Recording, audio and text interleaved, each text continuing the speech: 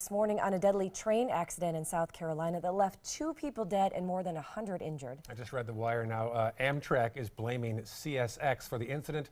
They say that a padlock was locked up. They couldn't get to it for the switch area.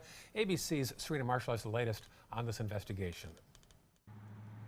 A switch in a wrong position, the likely cause of a deadly head-on train collision. There was bodies everywhere. The seats came up off the floor. Nearly all of the 139 passengers of the 7-car Amtrak train injured. It just derailed. I just felt it go up and I was in the floor. I don't remember much after that. The impact was bad, man. It ripped my chair right off the floor. 2 Amtrak workers, the conductor and an engineer, died in the crash. We've had a train derailment at Charleston Highway and Pine Ridge Drive. Investigators say a track switch was set in a position that forced the Amtrak train off the main track and onto a side track where a parked freight train sat. According to Amtrak, signals were down and the owner of the tracks, freight rail company CSX, was in charge of the tracks and the traffic. It was aligned for the trains coming down this way to be diverted into the siding. So the bottom line is the CSX train is parked in the siding. The investigation is ongoing with NTSB investigators on the scene. We have not been able to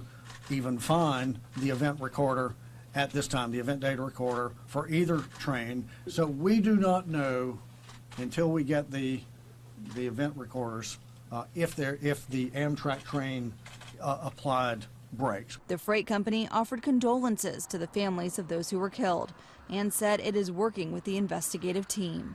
The crash investigators say it was avoidable, and their investigation will focus on why the switch wasn't put back in place to allow the Amtrak train to continue moving down the main track.